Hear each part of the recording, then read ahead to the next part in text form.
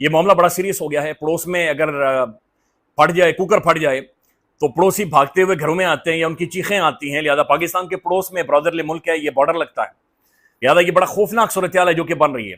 ایران نے ٹھیک ٹھاک تڑی لگائی ہے. انہوں نے کہا جناب یہ آپ کو بنا پٹکار نکلیں گے یہاں پر. اور انہوں نے کہا نہ اسرائیل بچے گا، نہ امریکہ کی بیسز اس خطے میں بچیں گی. ایران کے دارالحکومت تہران میں زوردار دھماکوں کی آوازیں. اسرائیل نے ایران پر فضائی حملے کیے. امریکی حکام کے مطابق دھماکوں کی آواز تہران کے شمال مشرق میں سنائی دی. پر آپ کو لگ پتہ جائے گا. لہذا ایران بھی جو اپنے ٹروپ سے انہیں موبلائز کر رہا ہے. پھر امریکہ باقاعدہ سے سرویلنس پرووائڈ کرے گا، انٹیلیجنس پرووائڈ کرے گا، اور اپنے بحری بیڑے جو کہ عربین سی کے اندر موجود ہیں اور پھر جو ان کی بیسز ہیں وہاں پر اس نے احکامات جاری کر دیے ہیں. یہ اٹیک ایک ایسے ٹائم میں ہوگا جب پاکستان کے آرمی چیف یا پاکستان کے جو فیلڈ مارشل عاصم منیع صاحب امریکہ کے اندر موجود ہوں گے. اگر بین الاقوامی میڈیا کے مطابق یہ ٹھیک ہے. ایران سمجھتا ہے کہ تباہی کے علاوہ ہمارے پاس کوئی آپشن نہیں ہے، تو کیا وہ جواب دینے کی پوزیشن میں ہے؟ وہ بھی کوئی نقصان کر سکتا ہے اسرائیل کا یا امریکہ کا. ایران نے تہران کے امام خمینی ہوائی اڈے پر تمام پروازیں معطل کر دی ہیں. ایران کے دارالحکومت تہران میں زوردار دھماکے سنے گئے ہیں. ایرانی قیادت کا اعلیٰ سیکیورٹی اجلاس بھی اس وقت جاری ہے.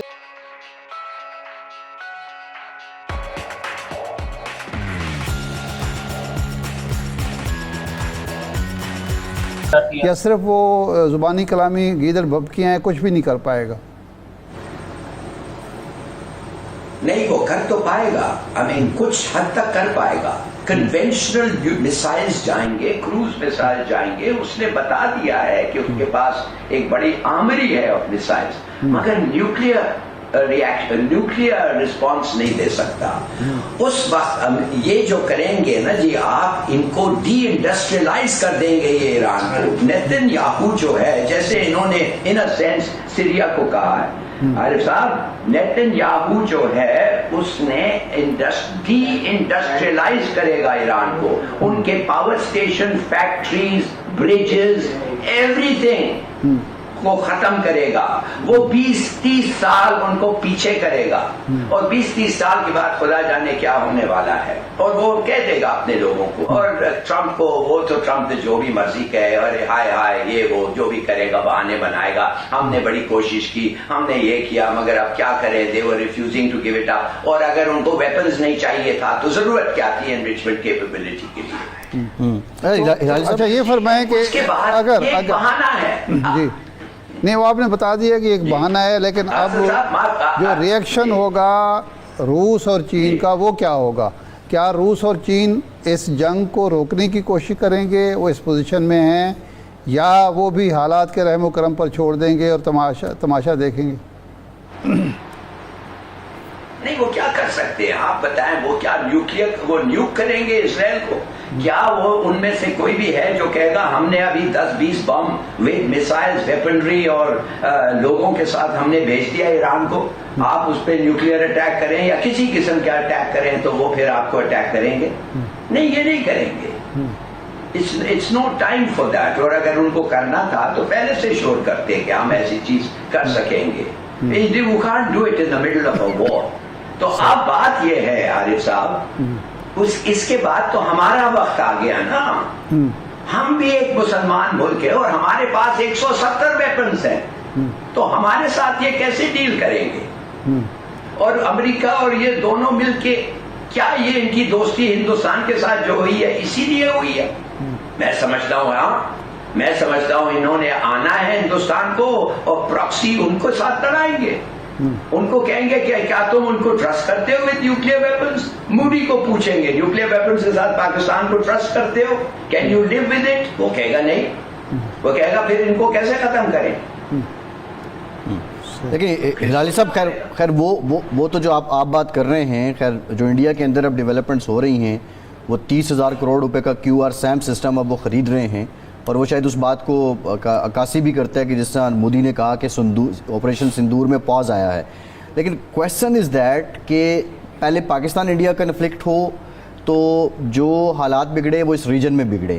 اب ایران اسرائیل کنفلکٹ ہو تو ریجن متاثر ہوگا، اور چائنا جو ہے وہ اس ریجن کی سب سے بڑی طاقت ہے، وہ اس کو آن کرتا ہے. اور جس طرح ابھی اس کا امریکہ کے ساتھ معاہدہ طے ہو گیا ہے، وہ اپنی اکنامک گروتھ لے کے بڑھ رہا ہے، وہ ہاتھ پہ ہاتھ دھر کے بیٹھنے کا متحمل ہو سکے گا؟ کیا اس کی معیشت چلتی رہے گی؟ وہ متاثر نہیں ہوگا اگر کوئی کنفلکٹ یہ آگے بڑھتا ہے ایران والا؟ نہیں، کچھ حد تک تو ہوگا، مگر اس کو سوچنا ہے کیا وہ امریکہ کے ساتھ تھرڈ ورلڈ وار شروع کرے گا؟ کیا سی پیک کے لیے یا اس روٹ کے لیے سی پیک کا اور تو کوئی روٹ ہے نہیں ہے؟ will he risk a nuclear third world war؟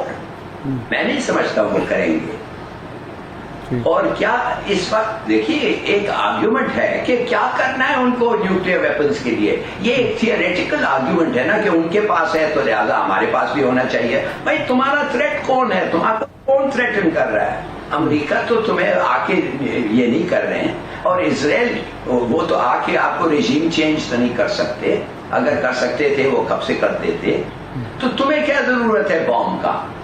ہاں تمہیں اس لیے چاہیے کہ تم معاف کریے تم ایکسٹریمسٹ ہو اور تم ہمیں ختم کرنا چاہیے، اور بار بار تم نے کہا ہے کہ اسرائیل کو ہم ختم کرتے ہیں، اسرائیل شوڈ ناٹ ایگزسٹ، یہ وہ، تو لہذا we are not prepared to leave with you.